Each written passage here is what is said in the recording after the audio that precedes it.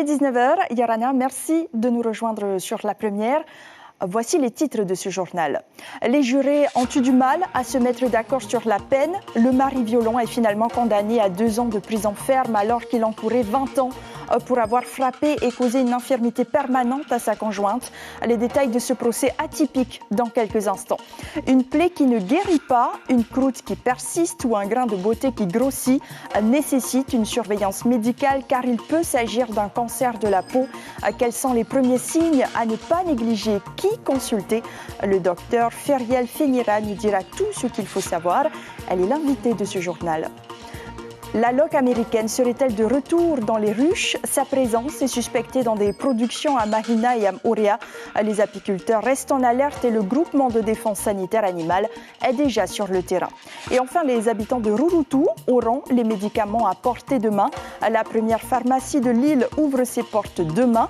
L'officine proposera également des Ra'aut Haiti et des produits cosmétiques fabriqués avec des produits naturels de l'archipel.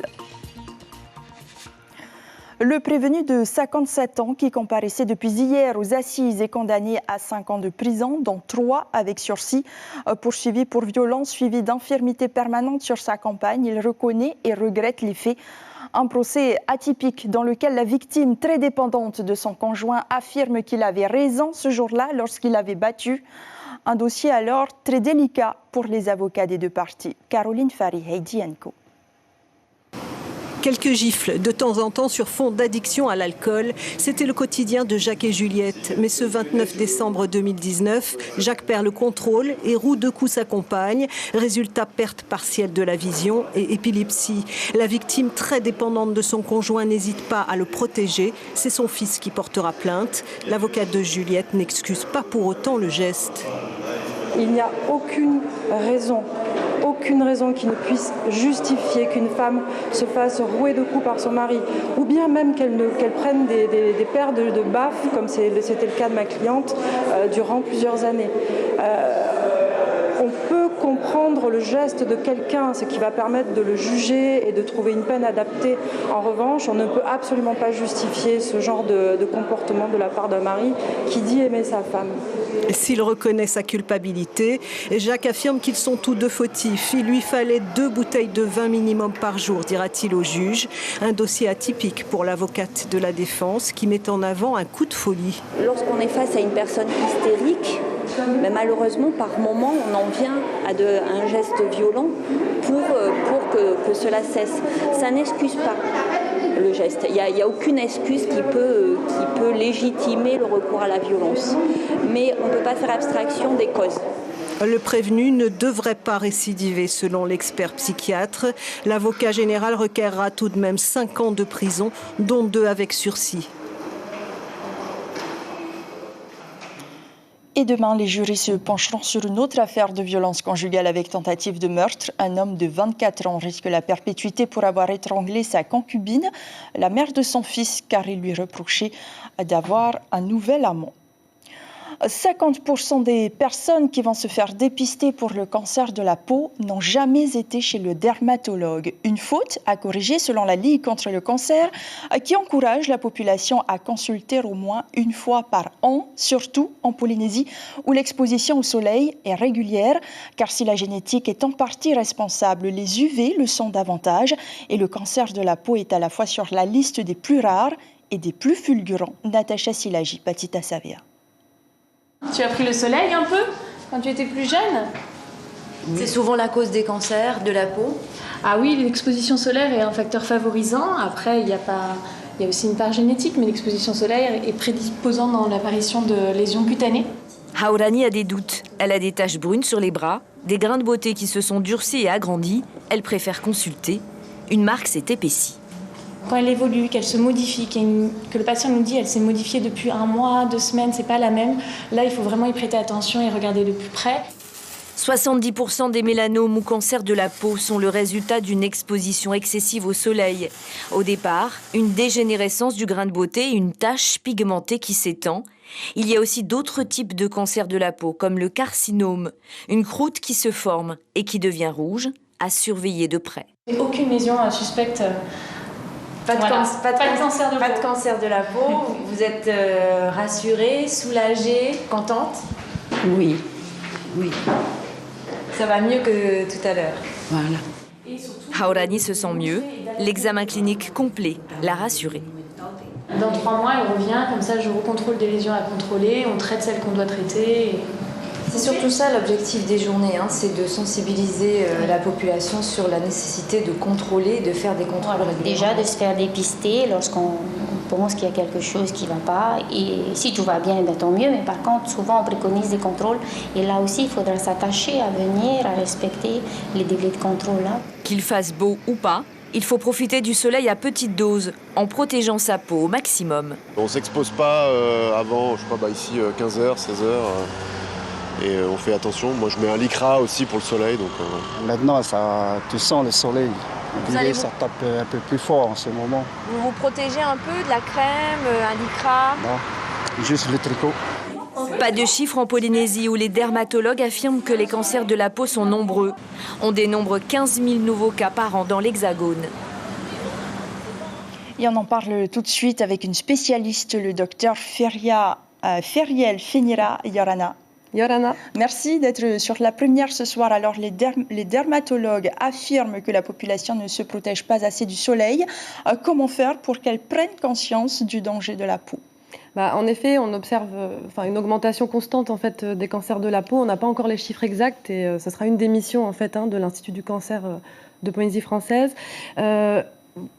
Il faut en effet être sensibilisé à ce problème et c'est le but des journées du dépistage, c'est de prévenir. Il faut déjà savoir que le soleil est un facteur de risque de cancer de la peau. Donc c'est les buts de ces journées-là. Alors justement, le cancer de la peau, on n'en avait jamais entendu parler auparavant.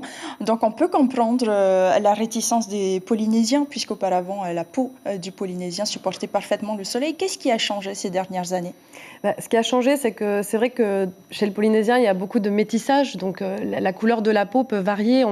Il y a beaucoup de Polynésiens qui ont la peau claire et on sait que le type de peau est un facteur de risque de cancer de la peau. Donc tout le monde est exposé à ce risque, même les peaux foncées en fait. Donc le risque va aller de façon plus croissante chez les peaux claires que les peaux foncées, mais tout le monde est concerné.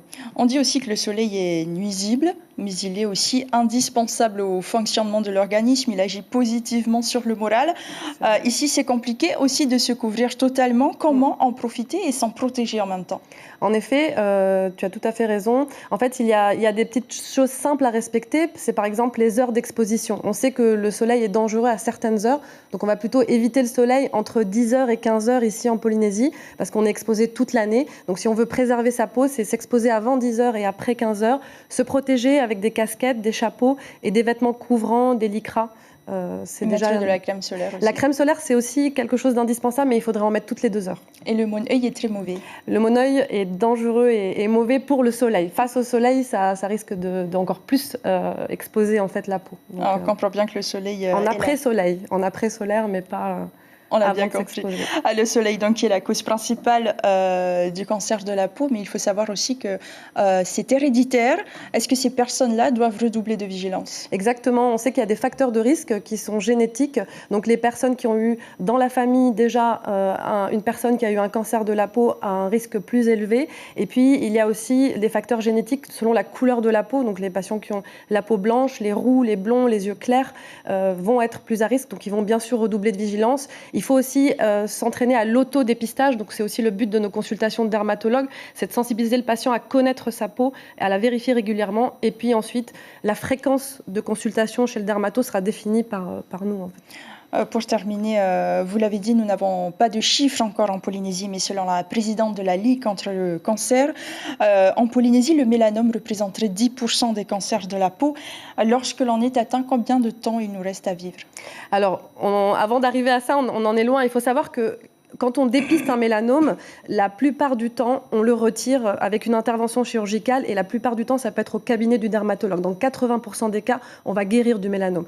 Il y a des cas plus graves, bien sûr. Dans 20% des cas, le mélanome peut s'étendre à la peau, aux ganglions et aux organes. On va parler de mélanome métastatique. Et là, on va confier le patient aux oncologues et on va entrer dans des lignes de chimiothérapie.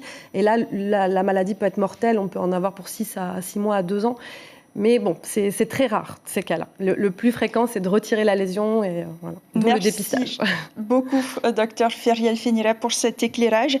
Pour ceux qui n'auraient pas les moyens financiers pour aller consulter un dermatologue, sachez que vous pouvez vous rendre au CHPF.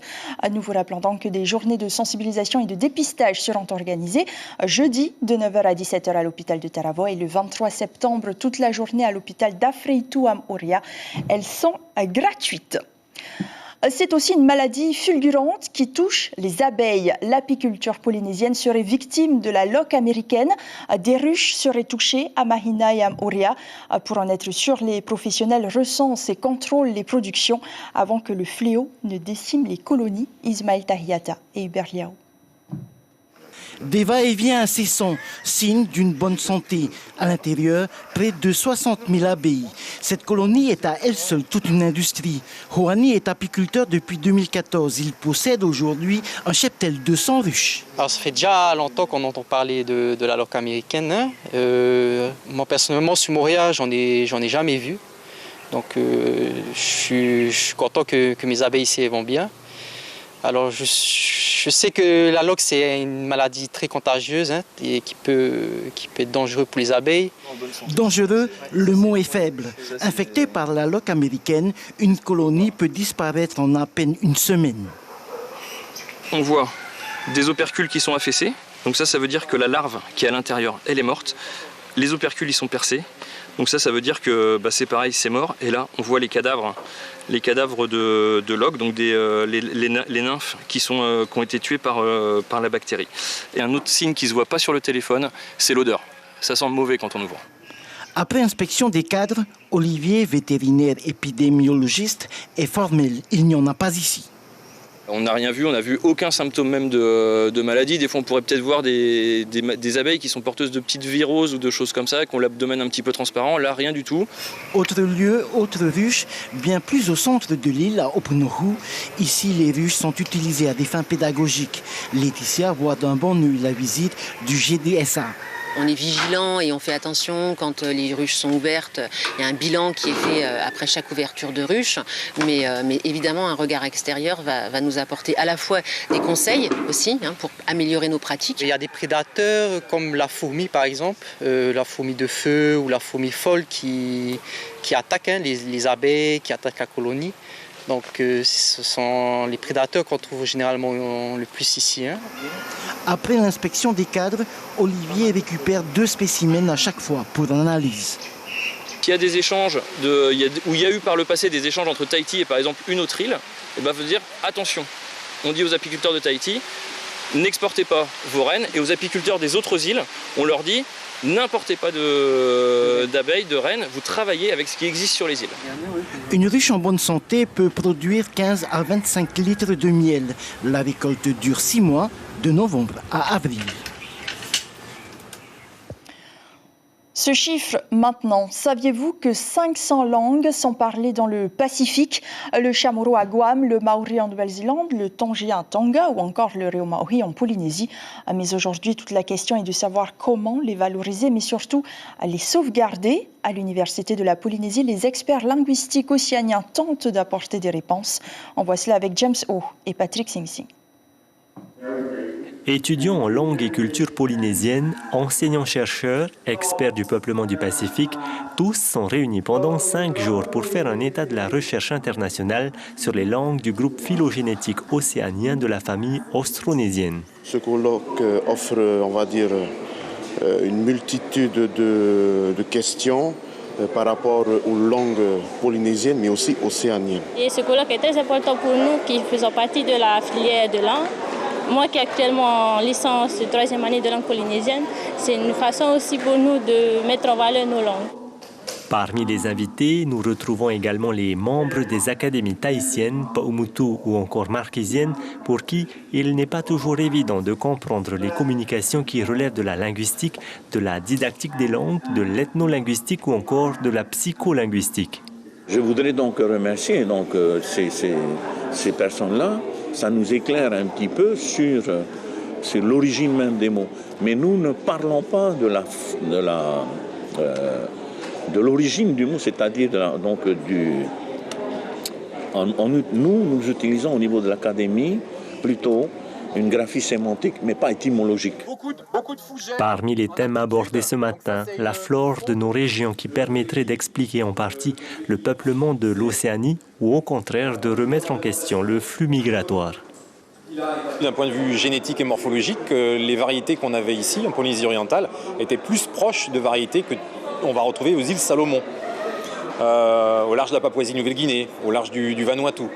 Et alors qu'on aurait pu penser que l'hypothèse actuellement académique de peuplement de la Polynésie orientale sépare les Samoa. Or là, génétiquement, morphologiquement, on n'est pas liés. Les variétés qu'on a ici ne sont pas très proches de celles des Samoa. Demain, mercredi, pas de conférence, mais une sortie culturelle. Reprise des travaux jeudi avec le second thème du colloque, les savoirs en langue océanienne sur les écosystèmes insulaires. Alors qu'Elisabeth Borne, la première ministre, a annoncé la création de 8500 postes de policiers et gendarmes sur 5 ans, 200 sont à pourvoir pour l'instant dans le corps de soutien technique et administratif de la gendarmerie nationale. Pour les combler, un concours était organisé aujourd'hui. 250 candidats se sont présentés à la présidence. Des jeunes en quête d'emploi et visiblement prêts à tout quitter pour s'engager. L'adjudant Thibaut Miège répond à Théo Fatpois avec Patita Savia. On offre plusieurs filières de recrutement pour les jeunes polynésiens et on se rend compte à chaque session un réel engouement de cette jeunesse polynésienne pour les métiers de la gendarmerie. Voilà, alors cet après-midi c'est pour le corps de soutien technique administratif. À la fin du mois ça sera pour plutôt les carrières opérationnelles. Mais en tout cas, on a des jeunes qui sont motivés. Maintenant, effectivement, il faut être sincère avec eux. On leur dit dès le départ, ils le savent dès l'inscription, que s'ils réussissent, s'ils sont lauréats de concours, ils devront commencer leur carrière en métropole. Beaucoup d'entre eux, d'ailleurs, font cette démarche parce qu'ils ont envie aussi d'aller découvrir la métropole, de découvrir une nouvelle culture, de découvrir du pays, de voir du pays, d'apprendre, de se former à un métier. Et puis, je l'espère, pour eux, dans quelques années, ils pourront revenir sur le Fénois et exercer leur mission. Escale à Nukuhiva, où le restaurant du CETAD a rouvert ses portes, un atout majeur dans l'apprentissage des élèves en CAP petite et moyenne hôtellerie. Il propose une trentaine de couverts uniquement sur réservation. Tout au long de l'année, les étudiants marquisiens y apprendront les bases de la cuisine et de la pâtisserie française, combinées à l'utilisation optimale des produits locaux. Par ailleurs, le restaurant pédagogique permettra aux élèves de se familiariser avec les règles d'hygiène propres à la restauration. Ce cursus ouvert aux jeunes de toutes les îles de l'archipel à l'issue de la classe de 3e générale offre de véritables opportunités professionnelles. Vincent Rivard nous en dit plus au micro de Marie Curva. Alors à l'issue de cette formation de 2 ans, les élèves peuvent se lancer dans la vie active, donc travailler au cœur de leurs îles, dans les pensions de famille ou dans leur activité Airbnb par exemple, ou des hôtels de petite et moyenne hôtellerie. Pour les plus motivés, ils peuvent continuer leurs études au lycée hôtelier de Tahiti notamment, où ils trouveront les formations pour s'épanouir, se développer leurs compétences.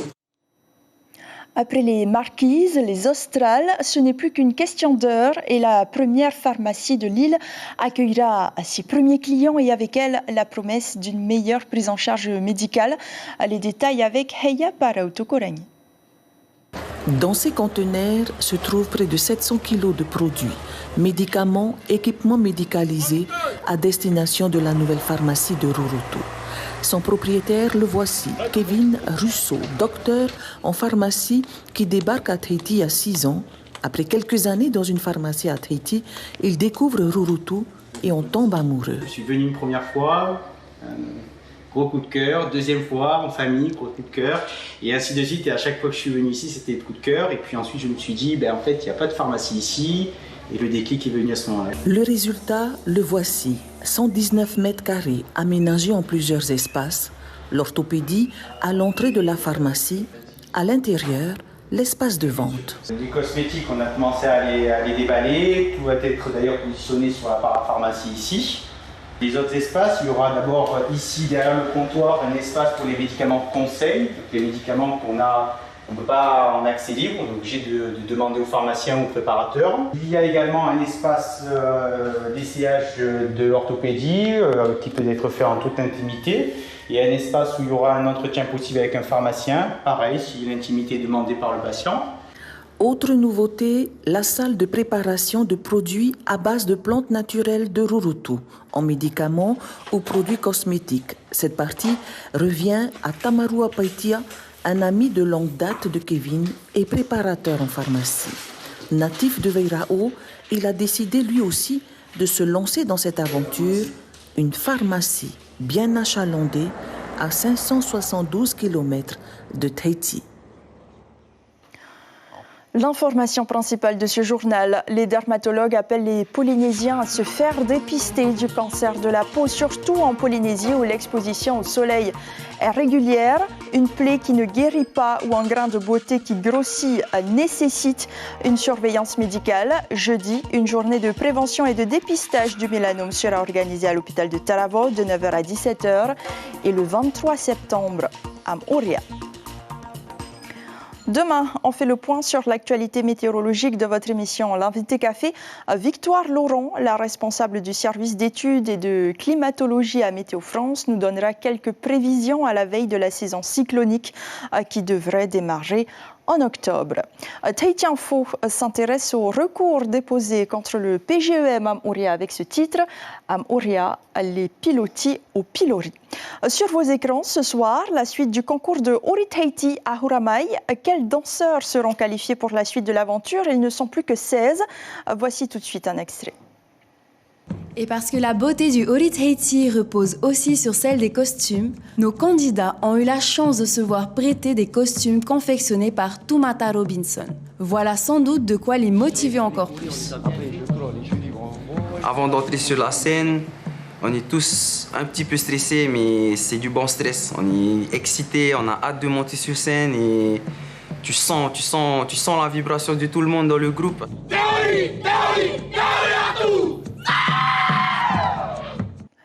L'émission sera suivie de 2 épisodes de la série This Is Us, saison 5. Merci de rester fidèle à votre chaîne publique. Très belle nuit et à demain.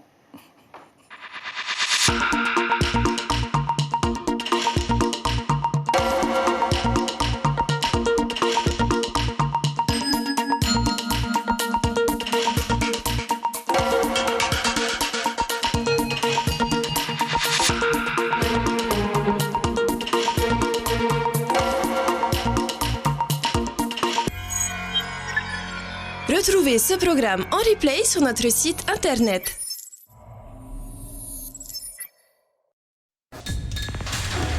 L'information en continu sur Polynésie la première, internet et réseaux sociaux.